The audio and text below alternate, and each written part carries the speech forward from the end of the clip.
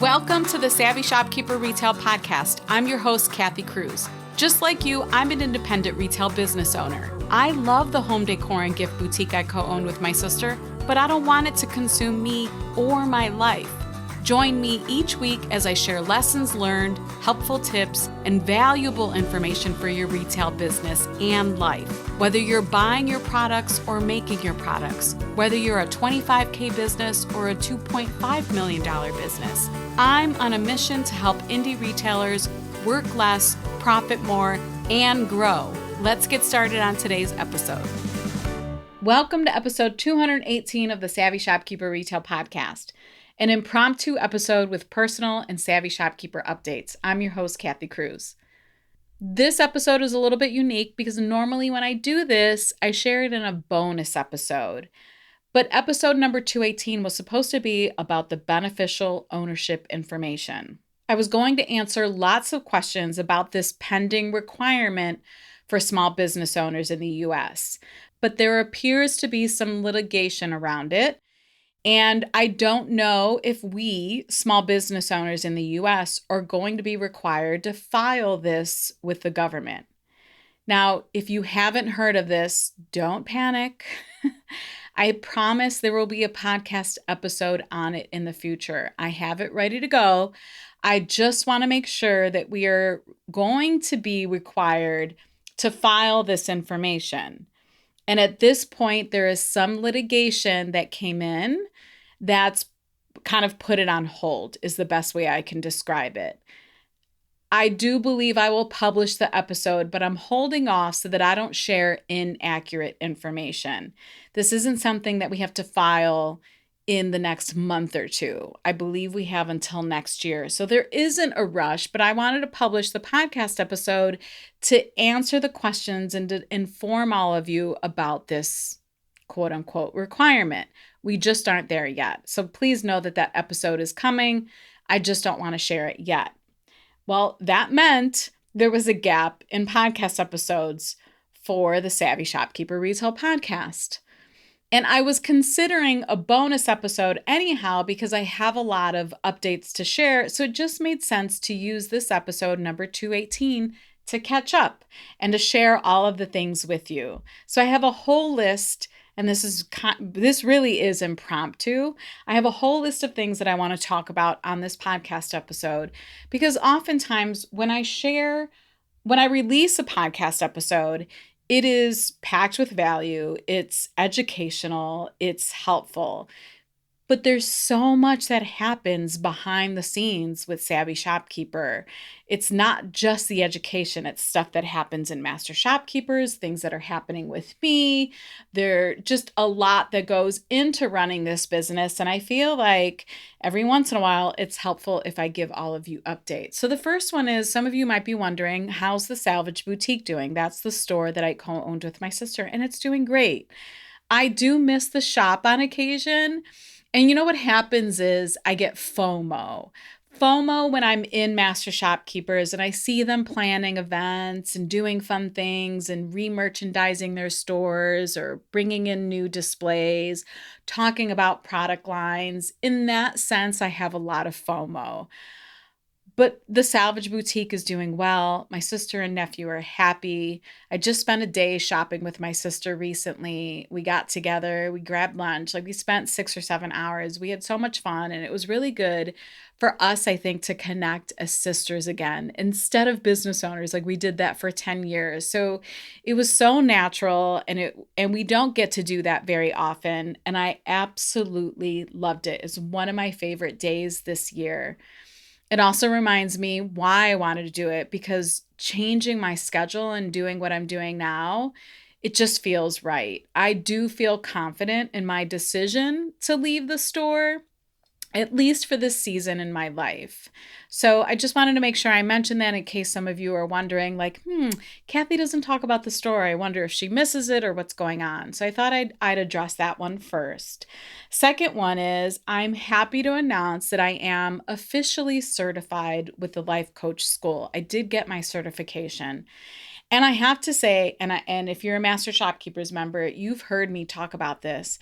It was not easy in terms of so much the education part. I think there was 16 modules, I don't know how many lessons, quizzes. What was challenging was learning this new skill set, because coaching using the tools from the life coach school, it is a bit of a skill. And it involves practice. And I practiced and practiced and practiced. I would send in my video submissions of me practicing. And it was like a pass-fail situation. And they kept failing. I'm just going to be really blunt. They kept my submissions weren't passing. And it was hard. I had to do a lot of self-coaching on this. Luckily, I knew I was very motivated and I was determined to pass. I enlisted help from the life coach school. Like, I did what I needed to do. But all of those things, and I mention this because a lot of us, we spend so much time beating ourselves up for the things that are hard for us. And this was hard for me. A lot of the things from my past surface, like, Kathy, you're not smart enough for this. Who do you think you are? Just all of those things surfaced. So I spent a lot of time working on my own mindset, reminding myself of my why, because my why was the biggest driving force in all of this, is because I know how helpful coaching on mindset is to all business owners. In fact, I was recently booked to speak at a real estate agents conference because a group member in Master Shopkeeper, she's also a realtor, and she reached out and said, so much of what you teach us and coach us on in Master Shopkeepers is relatable to other business owners. So I'll be speaking at her conference because it's relevant for all entrepreneurs. That was my why. This episode is brought to you by my free resource, Tools of the Retail Trade Resource Guide, a 28-page downloadable resource filled with software, tools, and equipment recommendations just for brick and mortar retail store owners. Learn what I use and what other store owners are using. Visit savvyshopkeeper.com/resources. That's savvyshopkeeper.com/resources, and sign up for my newsletter to get the guide. I just wanted to make sure that I mentioned that was hard. It wasn't easy, but I got it done. And then I went on vacation and I tried to celebrate, but I don't think I've fully celebrated yet. It was a big investment in myself and a big investment in this community. And I genuinely believe or know that it's going to pay off, but it wasn't easy. Number 3 on my list is my personal health track. So I've been joking with friends that at the tail end of me getting certified and finishing that whole process, and I felt like it was so hard. I don't know why, but I also chose to do some other hard things because, of course, if I'm going to do one hard thing, I may as well do multiple hard things. I actually started taking one-on-one golf lessons. I have dabbled in golfing. I've had clubs and I have my bag and I have golf clothes, and I would participate maybe in one golf outing per year, but it's because I was so self-conscious about my game. I actually really enjoy it. And I think what I really enjoy is that it can be a solo sport. It can be a sport that you play with other people. It's outdoors, and you all know how much I love to walk outside. So it's a good fit for my personality. But I have to get better at it, which means I need lessons and I have to practice. So I've been in the middle of that as I was trying to wrap up my certification and getting qualified for that. And then I added strength training because one of the many reasons why I decided just to focus on one business is because I wanted to open up my schedule so that I could pay attention to my health again, so that I could do things more than walking outside. And walking outside is great for my mental health, but I wanted to do something in terms of strength training. So I started doing that. So that was hard. My body was hurting. My muscles were hurting, all of that. So I just thought it was interesting that here I am doing what felt like one really hard thing, and then I added more. but it's fine. I'm getting through it all. Number 4 on my list is I am now an official columnist for Souvenirs, Gift, and Novelties magazine. And this one has me really happy, proud, and excited. So, Seaside Retailer, when I spoke at the Coastal Connections conference, that's how all of this ties in together. So there's Seaside Retailer magazine. They host the Coastal Connections conference. Well, they acquired Souvenirs, Gift, and Novelties magazine. I think it was a couple years ago. And they reached out and asked me if I would be a columnist. We recently had a conversation. I think it's a great fit. They agreed. And I will be writing articles for their bi-monthly publication. So my first article will come out in a few months. But I'm really, really proud of this. Again, when I think about some of the roadblocks, mental roadblocks that surface, it was the same thing. Like, you're not a writer. Who do you think you are? And I had to combat that. It is easier now. I'm building that entrepreneurial muscle and the muscle of believing in myself and believing what I'm capable of doing and believing that I have helped however many store owners and I have the potential to help so many more. So I'm really excited about that. And if you don't know, I believe Seaside Retailer both and Souvenirs, Gift, and Novelties magazine, they are free publications for store owners. So if you're a retail brick and mortar store owner, you can sign up for their annual subscription for free. So if you want to sign up for the Souvenirs, Gift, and Novelties magazine publication, that's sgnmag, short for magazine.com.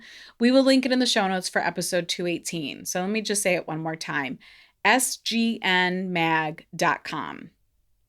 And I have to admit, it's kind of cool to think that I can add columnist to my resume now. All right, number 5 is the Evolve Conference. I've been talking about this for months. Now, ticket sales have closed for this conference, and it's the conference that's hosted by Crystal Media. And Crystal was on episode 202 of this podcast just recently. And I'll be speaking at this conference.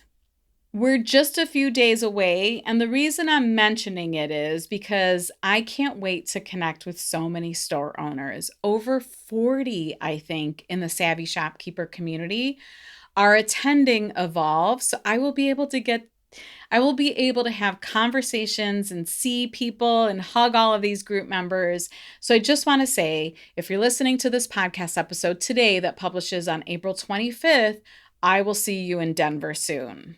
Number 6 on my list is the Savvy Shopkeeper Planner.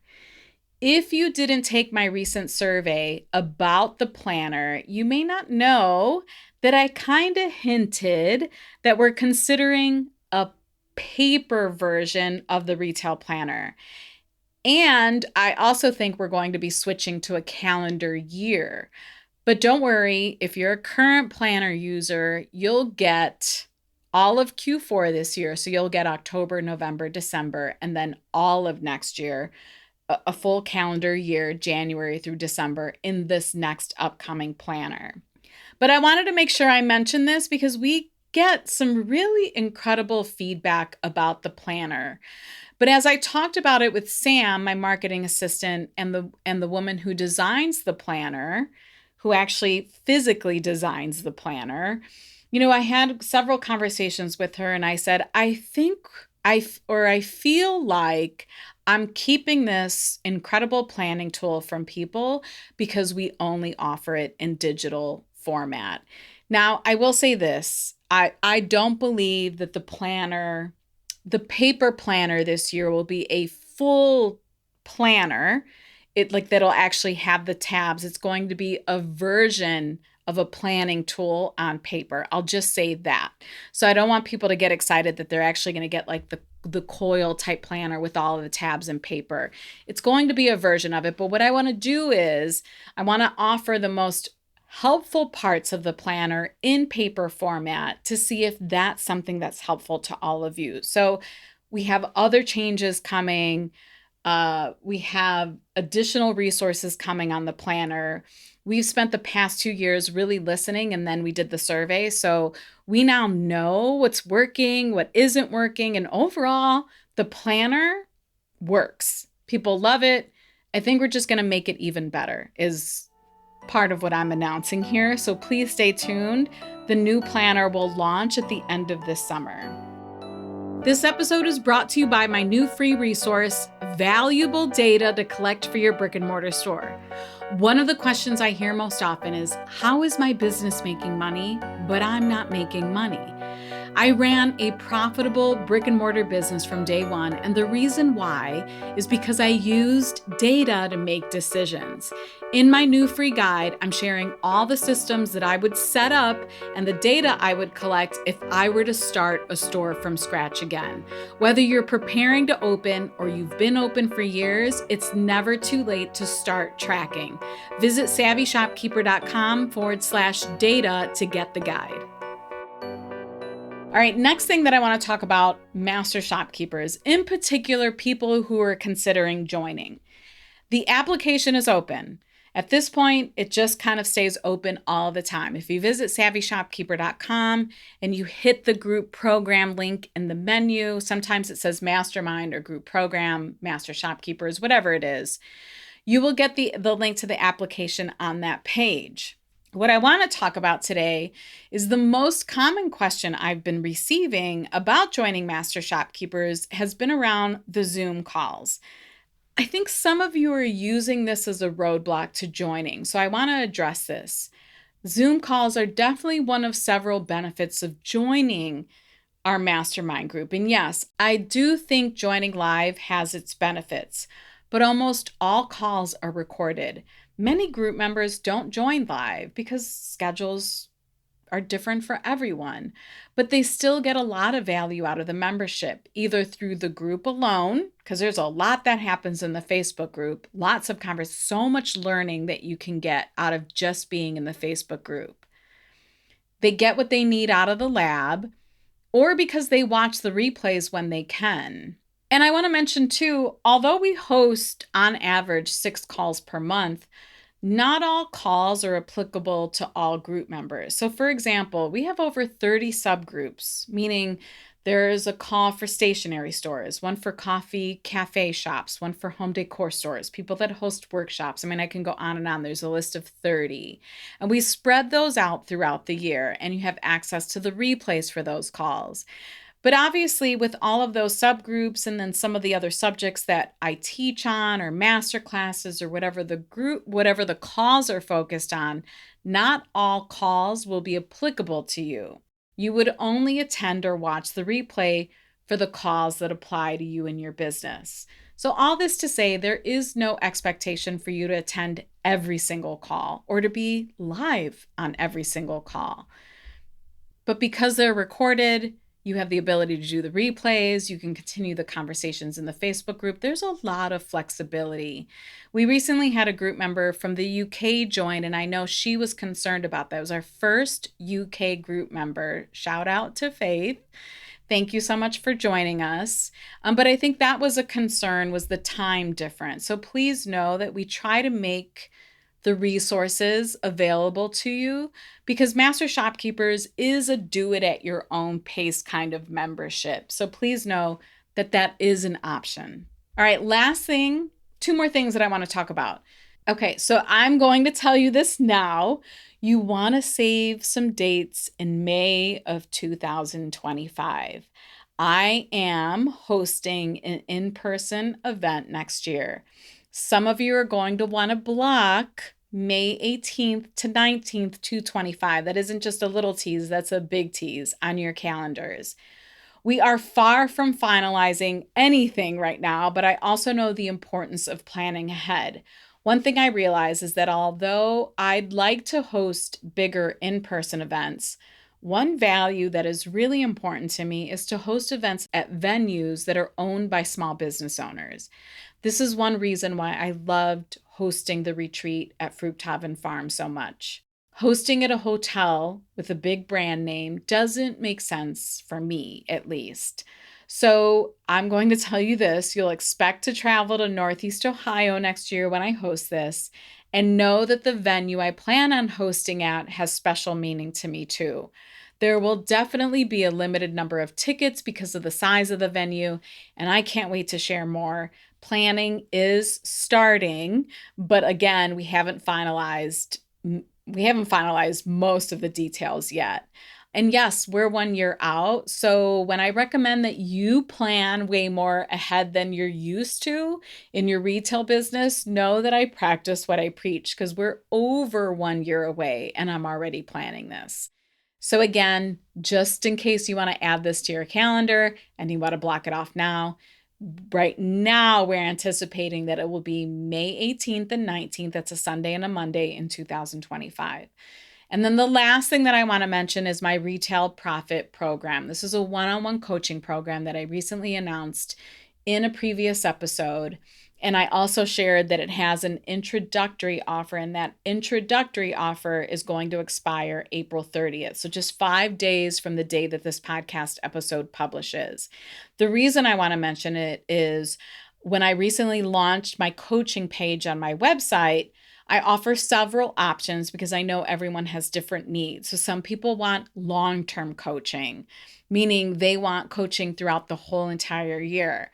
Other people will book me for an individual call, more of a consulting call where it's something specific that they want to talk about, whether it's like analyzing a particular number or numbers in their business, or coming up with a strategy, or getting clarity on something in their business.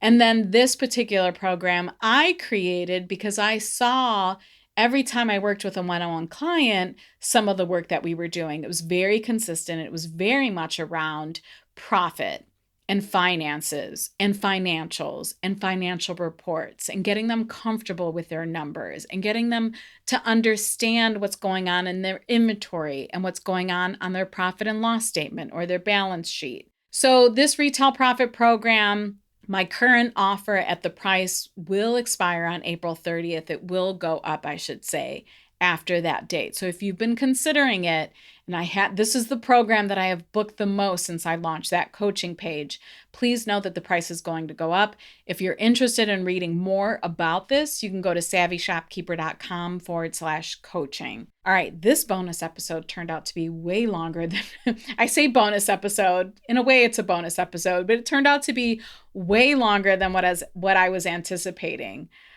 If you want to see the show notes to this episode or find links to anything I mentioned, and of course, I mentioned a lot, you'll visit my blog at savvyshopkeeper.com/episode 218. Until the next episode, be savvy and boss up.